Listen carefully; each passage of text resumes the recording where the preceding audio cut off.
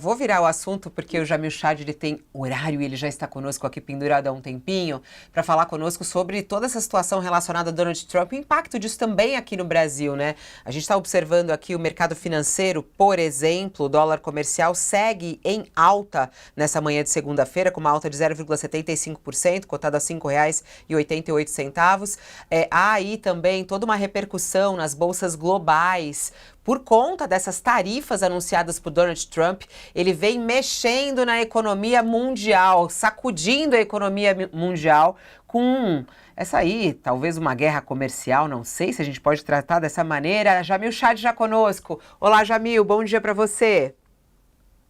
Bom dia, Fabíola. Bom dia, Josias. Bom dia, Thales. Olha, e só para atualizar, ele acabou de ir às redes sociais, Donald Trump, dizendo que ele já conversou com o Justin Trudeau, primeiro-ministro canadense, e que voltará a conversar ainda hoje ao meio-dia do horário brasileiro, perdão, a 1 hora do horário brasileiro, 3 da tarde aqui do horário americano da costa leste, pelo menos. Ou seja, Fabíola, as negociações estão ocorrendo, né? Ele não anunciaria que ele acabou de conversar, de que acabou de ter a conversa e que ela vai voltar a acontecer ainda hoje. Ou seja, nós estamos falando aqui, obviamente, uma negociação que está acontecendo. E enquanto isso, só para a gente também colocar no contexto, o governo americano, então, o Donald Trump anuncia as tarifas no sábado, válidas a partir de terça-feira. No mesmo dia, o governo canadense, então, anuncia retaliações, o México diz que está preparando também um pacote de retaliações, e a China também diz que vai adotar medidas caso seja necessário. Então,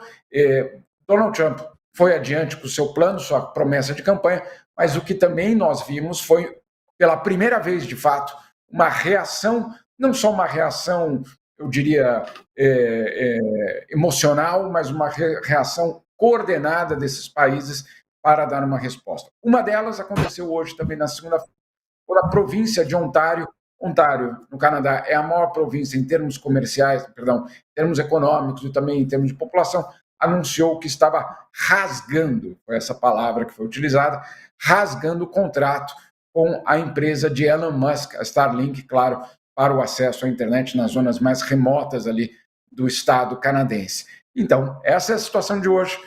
Sem dúvida nenhuma, até o final do dia teremos muitas emoções. As tarifas começam a valer a partir da meia-noite, aqui do horário americano. Vamos ver se até lá elas vão ser mantidas dessa forma que foram anunciadas. Você citou aí a sua coluna nova falando sobre esse contrato. Vamos entrar nisso um pouquinho, Jamil. Eu queria que você explicasse para a gente. Essa é uma reação de Canadá e, inclusive, né, o que tem a ver com o próprio Musk. Queria que você explicasse para a gente essa situação aí de Ontário. Olha, Fabiola, de fato nós estamos vendo uma série de medidas sendo tomadas pelos canadenses para responder a essa ofensiva americana. Então, uma delas é, por exemplo, no caso de Ontário, mas também de outras províncias canadenses, de não permitir mais que empresas americanas possam concorrer a contratos públicos no Canadá, obviamente, ou nessas províncias. Um desses contratos públicos foi assinado em novembro, justamente com a Starlink. O Canadá, todos nós sabemos, é um país que tem uma extensão territorial muito impressionante e, claro, a questão do acesso à internet é um desafio, principalmente no norte desses estados, dessas províncias. A Starlink, assim como ela faz na Amazônia e em outros lugares, oferece esse serviço de uma internet de alta velocidade. E o que o governo de Ontário está anunciando, portanto, é que esse contrato já não vale mais. Obviamente, a grande pergunta, mas calma aí, isso é legal? Alguém pode fazer isso? Não, não pode. Mas como o governo americano tão pouco pode colocar essas tarifas da noite para o dia, alegando que é para forçar o Canadá ou o México a lidar com a imigração e o fluxo de drogas, obviamente não existe hoje nenhum tipo de regra internacional sendo aplicada. A OMC, lá em Genebra, está absolutamente paralisada.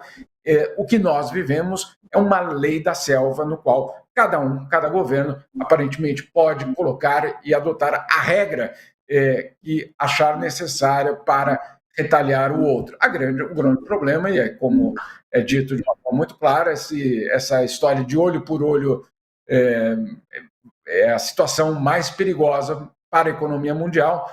As bolsas já estão mostrando isso, e essa questão de olho por olho, no final vamos todos ficar cegos. Jamil, ainda falando sobre o Elon Musk, chamou a atenção também essa declaração dele relacionada à Agência dos Estados Unidos para o Desenvolvimento Internacional, né? Ele disse hoje que vai fechar essa agência. O órgão do governo é responsável por mais de 40% de toda a ajuda humanitária do mundo, e ele chamou a agência de organização criminosa. Qual vai ser o impacto disso, hein, Jamil? Qual é o papel dessa agência? O que ela representa? Isso vai ter um impacto na ajuda humanitária no mundo? Fabiola, essa decisão representa a morte de muitas pessoas. Não a morte política, não a morte na carreira política ou na sua carreira dentro da agência, não. Significa realmente e de fato a morte de muita gente que hoje depende da ajuda humanitária americana. Isso significa remédios, significa alimentos, significa abrigos em locais onde existem desastres.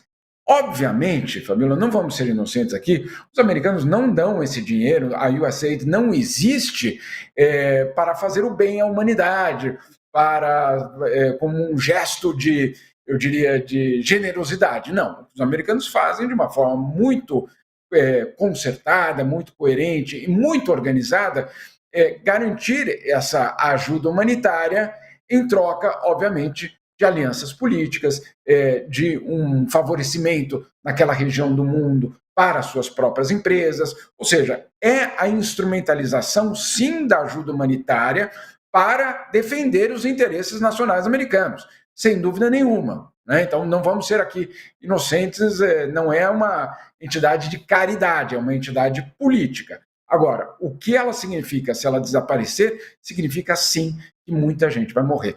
E claro, não existe hoje no mundo, nenhum outro país que tenha a capacidade de chegar e substituir esse dinheiro americano para as agências humanitárias internacionais. No Brasil, são várias ONGs que vão ser afetadas, em vários outros lugares do mundo são programas de combate à AIDS e de tantas outras doenças que vão simplesmente desaparecer. O que é assustador é que hoje pela manhã vários funcionários dessa agência que fica em Washington, a sede, já receberam e-mails hoje pela manhã dizendo sequer venham ao escritório mais. Então é algo extremamente impressionante o que está acontecendo, porque não é um desmonte só, Fabiola, dos direitos, eu diria, dos grupos mais vulneráveis aqui dentro dos Estados Unidos.